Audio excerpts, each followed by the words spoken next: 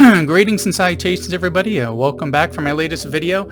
I've been quite under the weather for the last 2 days, so this will be a quick one. I just wanted to bring up a film that I picked up this weekend when I was at Spookalicon here in Tampa. Picked up this film as well as picking up some sort of a bug or some sort of con funk or something that I'm still trying to get over. Anyways, while I was checking out the vendor hall and everything, I saw a stand for the Pumpkin Man. So they had this huge stand set up, even had somebody dressed up as a Pumpkin Man up on the stilts in full costume. It was really elaborate and really awesome. So one of the things that I like to do at these conventions, especially horror conventions, is we get a lot of like handmade crafts and artwork that aren't like mass marketed stuff that you can just buy on eBay or whatever.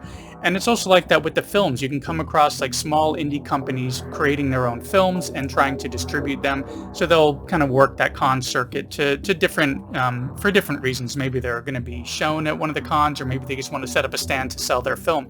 So this one, the Pumpkin Man, I went ahead and picked up a Blu-ray for this. It was not that expensive, and it's already been shown at some other conventions for a while now. But anyways, the synopsis for Pumpkin Man is as follows. Cromwell is a town intertwined with that of a local legend, the Pumpkin Man. People don't believe the tales, but when Catherine discovers a missing piece of a legend, she and her friends will face with the demon of fall, Kürbis. So this one was very interesting. One of the things that I really enjoyed about it was that it never really lost any kind of pacing. It never lost its footing on anything. I was definitely interested to see what's going to happen as they have to deal with this Kürbis situation, how this legend works, how this demon works, and what they can do to try to defeat it. It was really interesting the way that everything moved along, and it was also looked and sounded surprisingly well. The equipment that they had, everything came across very vibrant, it was shot very well. The audio was done very well also, and a lot of the special effects worked. It was definitely one that never really felt like it had any downbeats, and it was a lot of fun to check out, and I could definitely see popping this one on every year around Halloween to check it out. Now, along on that trip, I also picked up some of their hot sauce. They had a promotional hot sauce going around for a Carolina Reaper, I guess, since it says Reaper hot sauce. This one it's got a delayed reaction. I mean, I'm talking like a 45-second delay where you think, oh, it tastes pretty good, a little bit of a kick. Solid 45 seconds later, it really starts popping in. Definitely worth getting that sauce, and definitely worth picking up this film. Now, at this time, the film isn't currently available on streaming, but I believe you can still purchase it through their site, which I will link to within the description. So be sure to go down there and go to their site to check it out for some more info. But like I said, I thought everybody did a great job in this. It was a lot of fun what they've put together, and I can't wait to see what they have coming down the line.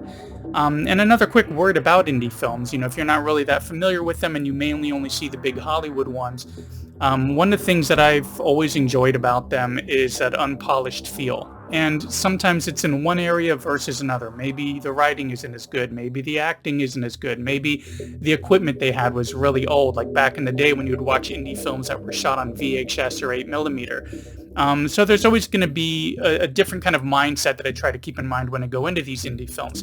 Same mindset that I had about a year ago when I went to check out Harlow's Haunt, which was having a screening here in Tampa as well. For one that I'm going to hopefully make it to later this week for Cannibal Comedian, which is another one that's coming out.